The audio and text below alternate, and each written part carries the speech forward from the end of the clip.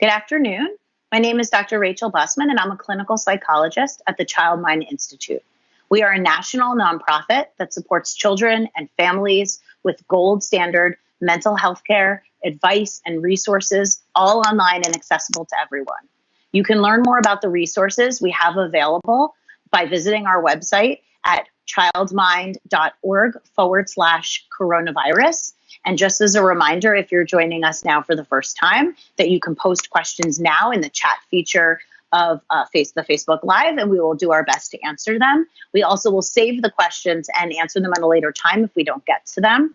But a lot of you have sent in a lot of great questions, so we're going to get right to them. We're talking today about parenting in the time of the coronavirus crisis, specific to social anxiety and selective mutism. So we're going to speak a bit about social anxiety and social distancing, and I'll do my best to answer your questions about your children and teens and sort of everyone in between. So we'll start with a really great question that I think is probably on a lot of people's minds, which is, my child is doing distance learning or e-learning, and they're required via Zoom or another platform to participate. I really need some advice. My child's really shy, and I'm having trouble just even thinking about how to get started. So I think this is a great question. Probably everyone is managing the e-learning situation, and it's very different for different people. But I think there are a few things that are probably common across the board. One, there's usually in a Zoom chat or a video chat, there's some kind of ability to speak in a live way. There's usually a place to raise your hand. Well, obviously, you can do that literally with your physical hand, or there's often a button to click raise hand or give a thumbs up. And this can be really hard, I think, for all kids, but certainly for children with selective mutism or social anxiety. And so a couple of just quick tips, and we definitely have more content available on our website around this. But one idea is to really break it down into much smaller steps. So the idea of having your child verbally participate, let's say by answering a direct question or raising their hand or indicating they have something to say, might be quite hard. On the other hand, if you chat with your teacher ahead of time and chat with your child ahead of time, there are a few stepwise things that could happen. So, for example, your child could practice answering a question or speaking to the teacher, not during the larger group. So maybe the goal in the beginning is just to have your child participate by observing and watching, but they're answering a question at a different time. That's scheduled with you and your teacher, or you and your teacher and one peer. And so that would be one way, is to create a separate time with a smaller amount of people, which can feel much more controlled. And your child can actually practice even answering a predetermined question. So sometimes we even take it back a step and say to Mrs. Smith or Mr. Smith, what's the question you're going to ask us today? And we are just going to practice answering that question that the child or teen has already answered. For a teenager, maybe they have an easier time reading something. So maybe they have an answer to a question prepared and they can read it to the teacher. Another idea would be just to practice hitting the like button or raising a hand, even if the teacher isn't going to acknowledge that child. So that might sound strange, but maybe the teacher has a plan that Jackson is going to give a thumbs up or is going to raise his hand, but the teacher isn't going to call on him or acknowledge him in any way. It's just to practice getting used to using that feature. So we're using an idea that's called exposure. So we do smaller steps and practice. And much like reinforcing a new habit, you have to do it a bunch of times. So if you're wondering, well, how am I going to do that if my teacher maybe tells us we have 10 minutes of time to practice? You can practice with grandma who's down the street. You can practice with cousins. Even if your child talks to them and interacts comfortably, you can just practice doing little presentations and things like that. So definitely there are lots of options. Another option before I go on to another question is that you can play around with the features of Zoom or video chat. So maybe your child is going to watch and observe, but they're going to turn their video camera feature off and the teacher already knows that that's going to happen. It kind of creates a little bit of distance, or turn off their microphone until a designated time. Another question that came up is maybe about anxiety around just having video calls with family members, right? So lots of people I know my mom has said that she really thinks it's important that she talk to her grandchildren, and because it's really good for grandparents to stay connected. On the other hand, sometimes kids either don't feel like getting on a video call, or maybe they just have some anxiety about the technology or just discomfort.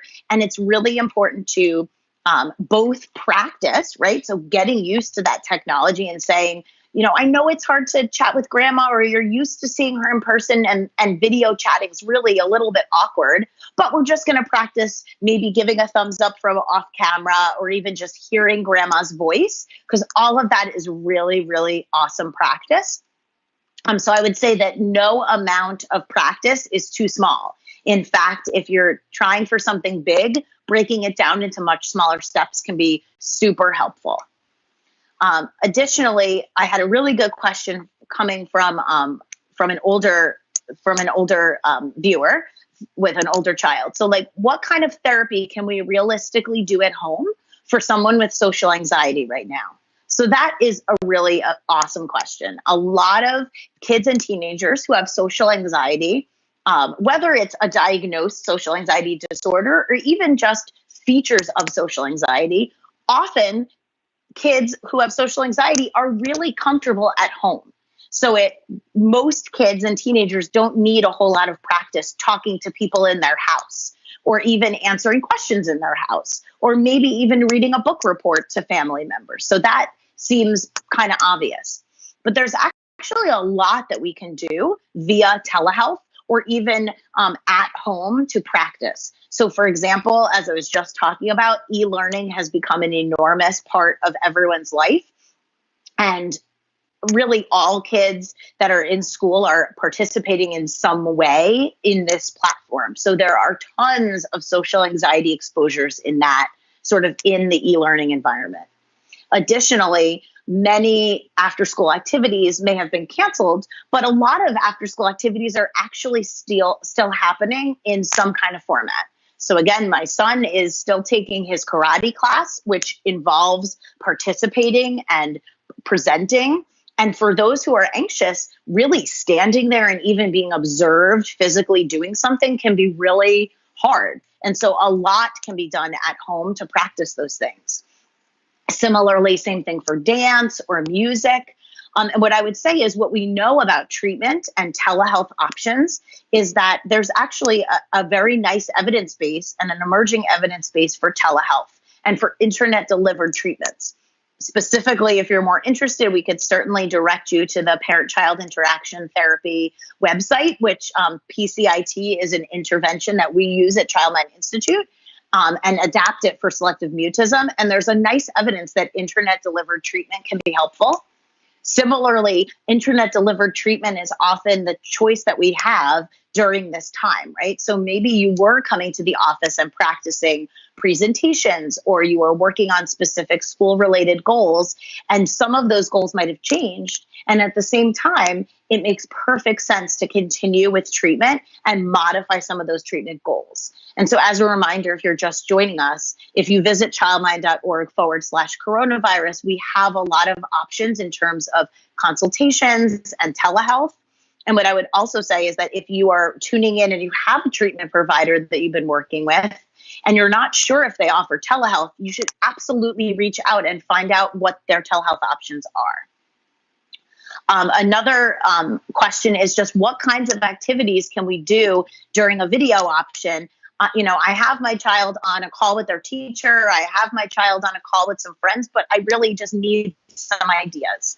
So I think that's also a really great question. We have posted some of those ideas on our website, but I will say that a couple of things that you can do is do a Google search for screen sharing board games, or games that you can share via the screen, because a lot of the video chatting features have something called a share screen function, which means that you and the other person, and maybe even a third or fourth person, can play a game or watch a video together. I actually played a fun game just a little bit ago called Heads Up, which requires a little bit of creativity, because technically you're holding a phone into a screen where you're trying to do some guessing. But to be very honest, Heads Up is free on your phone.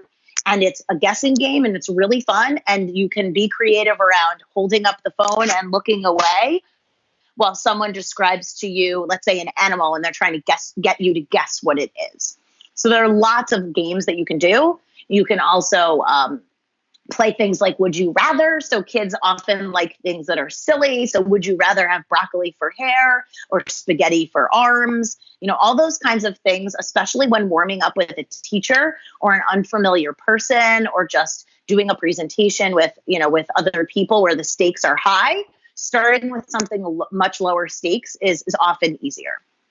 For some of our older students, we had a really great question come in that said, my child is going to high school next year, or my child is transitioning to a new school environment.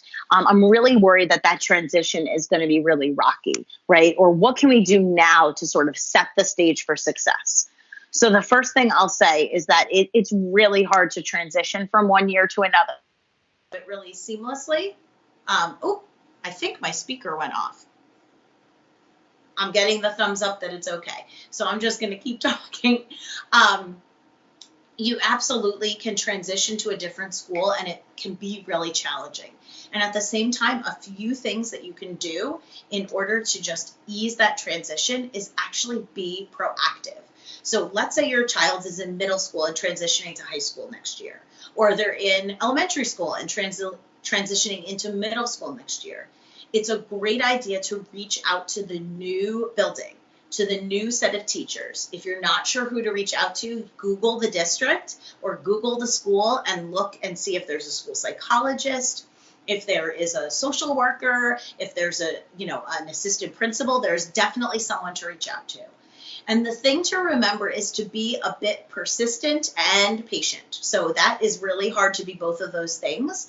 But let's say you're already anticipating that you're going to need some transition or extra cushion time to transition into the high school or the middle school. Reaching out and saying, I know we're months away from that. And at the same time, my child, Benjamin or Susie, has definitely struggled with some social anxiety or selective mutism. Maybe if you already have an individualized education plan or a 504, that's going to help you. You're going to say they have a plan and we're probably going to be reviewing that soon. But we would love to get ahead of the game and have a couple of meetings to utilize our time well and plan for the future. So what that might look like, just because that might sound really vague. One, have a meeting just the adults, just to lay the foundation. So if you have a treatment provider, I know for myself and our team at Childline, we've been doing lots of consultation calls with current school staff and next year's school staff. So it's definitely possible to do that. It's additionally possible to request what we call just some warm-up time or even an introduction to a teacher or a contact person from that new school. So for example, I'm working with a student now who's transitioning buildings, and we actually have already been in contact with a person from the new school. Not every single teacher, that's probably not the place we're going to start, but we're going to get one person that we can connect with and maybe do exactly what I just said before. Set up a video chat after having the adults talk and likely the treatment provider if possible, and have just a getting to know you time, right? Because for many kids transitioning to a new school, they can easily just pop into the school and enter a very large group of kids and it be mildly anxiety provoking, but not very. On the other hand, for kids with anxiety, they really need that extra time. I will also say that while I'm hopeful that schools would be really open and really flexible, if a school gives pushback in any way and just says that's not something we can do, we're going to wait until next year. This is, again, we're reaching out to your treatment provider if you have one, can be very helpful because many of us have written letters before that say things along the lines of, yes, waiting to meet a child is a great idea, or getting to know a teenager is great. And we do need to plan specifically for this child or this teenager. And here's what we mean by that. Additionally, just saying, I totally understand that priorities right now are with the current slate of, the current cohort of kids. And at the same time, I'm hoping to put this on your radar for the next 3 to 4 weeks so that we can plan for this as the current school year is ending and we're we're going into the next school year. So keep the questions coming. Hello to Guatemala. I think it's awesome that we're getting folks from all over the place. My socially anxious daughter, here's another question. My socially anxious daughter seems to be withdrawing even from us. What do we do to help her? I want to thank whoever sent this question. I think it's a great question. And I think that it actually touches upon a couple of things. So withdrawal, or like removing yourself or isolating from certain situations, is definitely something we want to keep on our radar and be somewhat concerned about. So on one hand, if you have a house full of people and you have a teenager or a tween who's just looking to get some privacy and just needs some time away from families, I'm not overly concerned with that. In fact, I think it's really important for kids and teenagers to get that needed time to recharge. On the other hand, withdrawing, or meaning rejecting activities that your child likes, or withdrawing from activities that they've previously been engaged in, and that's really a discrepancy from what you typically see, is definitely something you want to follow up about. And depending how old the child, and there really isn't a rule for this, but I think when you are talking about older kids, you want to have a conversation with them that invites them to be part of that conversation. So what I mean by that is, if you notice, you could certainly say, Sarah, I noticed that you're spending a lot of time in your room. You have to do this activity with us. My guess is that's probably not going to go so well. On the other hand, if you say, Sarah, I've noticed that you've been spending a lot more time in your room. What's up? I'm really curious about that. Maybe she's going to say, well, yeah, my day is really long. I have to be at school all day, and I'm just really, really tired. That might lead you down a conversation of first validating, yes, this is really exhausting. This isn't exhausting in a way we just really have never experienced. At the same time, here's what, so you need time away, or you're tired, and I need you to be part of the family because, frankly, I'm worried about you. Or you can rely on science and say, we know that one of the best ways to get through stressful situations is to be connected to your social supports. So let's make a plan. How can we both have you be more part of the family, but also really respect the time that you need? And that, I think, is going to invite a lot more conversation. And then I also think that as a parent, you can rely on some reinforcement, right? So certainly for younger kids, saying, my son is happy, honestly, to play Legos in his room for a long time. And he's an only child, so he's pretty happy on his own. At the same time, I'm not actually okay with him just being on his own. So I might say something like, Jackson, I know you really love doing Legos and you don't like me to be in there when you do them. So I'm not going to come in there, have fun with your Star Wars Legos. However, during this time to this time, we can pick a game to play as a family with a couple of choices, or we can do X particular activity. But I have a plan going right now where I think I've shown this before. It's just a screen, or it's a piece of paper with check boxes and time. And he knows that he has to do 2 things or 3 things to earn this reward, and do 5 things to earn the next reward, and he has to do all of them to earn his last reward. And so we've really established that it's really not much of a negotiation. And so, of course, you want to have some flexibility. If your child on a particular day is really just not feeling doing a particular thing, you have to be flexible. And at the same time, I'm glad that this question was asked, because keeping tabs on engagement is really, really important. I'll also say that I think I've seen a lot of families that I work with adopt a new pet into their family recently, which I actually think is amazing. And I would say that oftentimes we can get our kids or teenagers to do something if it involves their pet or feeling like they have something that they can contribute. So I would encourage things like pets. I am also getting another question that I'm going to read at the same time. And so this is a great question from London. Thank you for joining. And this is a question I'm going to just paraphrase. This is a child who is having some physically violent behavior at times when we're not really expecting it. It sounds like the mornings are really structured with schoolwork, which is awesome. And the afternoons, we're just trying to engage him with what he likes. Most explosions are in the afternoon and early evening. And so what I would say is that, first of all, thank you for your question. If you're just joining us, we have a lot of content on working with children who are on the autism spectrum, and we actually are going to have Dr. Vibert join us tomorrow morning on Facebook, and so she's going to be answering questions specifically about autism. But what I will say is that for kids who have difficulty staying structured and focused, it's very exhausting overall. And so it might not be so surprising to see a dip in behavior towards the end of the day.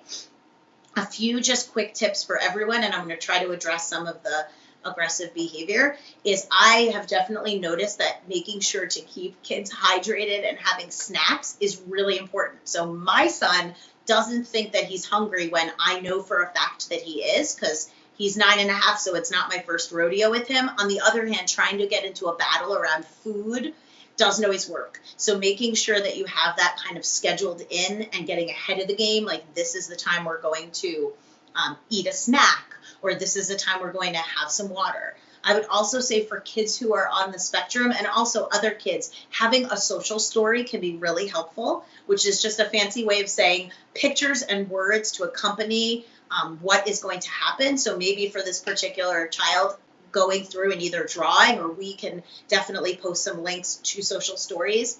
This is what we're doing right now. In the morning, we do schoolwork, and you've been doing such a good job with that, and then you get to earn X. And in the afternoon, we get to do a lot of fun activities like Legos that you enjoy, or watching a video that you enjoy. Sometimes we feel really tired, and it's important to take a break. We need to keep our hands to ourselves. I would also say that just using a lot of specific instructions, like gentle hands and redirecting with a specific prompt, can be very, very helpful. But I also think that if you are working, or if you have a child with particular special needs and you've worked with a treatment provider, an ABA therapist, a psychologist, a social worker, checking in with them, even if you're not doing telehealth sessions, to maybe get some tips, some strategies for things that you can implement at home, can be really, really helpful. The last thing I would say is just really a lot of praise to families that are creating structure. Structure is really important. I really love that this person from London is saying they're trying to sort of balance doing enjoyable activities and balancing that. Maybe experiment a little bit and put a fun activity in the front of the day, and maybe put some other tasks later, and have a little bit of flexibility. But I do think making sure to have scheduled meal times, connecting with a telehealth therapist if you have one, and definitely looking at our website, childmind.org/coronavirus, because I know we have some very specific content for children with autism. So I can definitely take about one more question, and then we're going to be wrapping up. And so one question is, our son was in treatment for social anxiety before this began, this being the COVID crisis. Now he says he doesn't see the point in going on with it. How can we help him see it's still worth it? Is it still worth it? So I think that this is a really amazing question. And what I will say is a couple things. One, yes, it's still worth it. And it might be worth it to pivot. So meaning you may, depending on the age of your child, have a conversation that's saying, let's say it's a teenager. You're saying you don't really see the point. The first thought a parent might have is, I see the point. You really need this. On the other hand, you might say, okay, you don't think it's the point. You don't think there's a point. Tell me about it. Give me more information so I understand what you don't think is the point. And maybe the teenager is going to say, well, I was getting help with my anxiety with giving presentations, but I don't have to give presentations anymore. So this is kind of dumb. Because then you can say, well, yeah, actually, you make a really good point. You're not giving presentations, so that's a very good point. I'm wondering if there's anything else you need help with. Is there anything else we can work on? If your child is really refusing to participate in treatment, additionally, we know that shifting treatment and including parents in treatment can be very effective. So it may be that you join your child and get some parent-based intervention strategies. It may be that you have a couple sessions without your child to have some guidance on how you can increase motivation for treatment and things like that. So I don't think that it's all lost. I also think that connecting with your provider and saying, we're just having some trouble engaging our child in treatment right now. Can you please help us with this? It's not going to be the first time a clinician has heard something like, we've heard all kinds of things. This is really boring. I'm tired. I don't want to do this. Closing the computer, turning off the phone. And so this is not, this is new, obviously, for parents, but it's not so new for clinicians. And so the clinician may have some really great suggestions in terms of how to engage, ways to increase motivation. Sometimes actually you can chat with your child or your clinician and say, we used to do 60-minute sessions. We want to scale it back to 45 minutes or 45 to 30. That creative piece might actually really be helpful, right? So you might say to your teenager, I get it. I need you to be invested 100% of the time for 30 minutes. And then if things are going well, we'll just cut that session shorter so that we make a more efficient use of time. And the last thing I'll say is it's very effective to pair a low preference activity followed by a high preference activity. So if you have something that you need your child to do or participate in, and you say, this is something you need to do, and as soon as this is done, you can do X, it actually can really help increase that motivation. So what I'm going to say is, I just got a thank you. So thank you from London. Thank you for your question. And hi from Georgia. I want to thank you all for joining me. I hope it was helpful. Remember that we are here every day, 10 a.m., 4:30 p.m. Eastern Standard Time, and we look through your questions daily. If you cannot join us at that time, don't worry, we're recording it. You can view it later, share it with your friends and loved ones. If you asked a question and we didn't answer it, we're collecting all of them, so we will be answering them later. The ChildMind Institute is here to help with the mental health and parenting needs of this current crisis. No matter where you are, we're offering resources to help, parenting tips, consultation, and telehealth. Visit our website at childmind.org/coronavirus, and I hope that you will join us again tomorrow. Thank you and have a good day.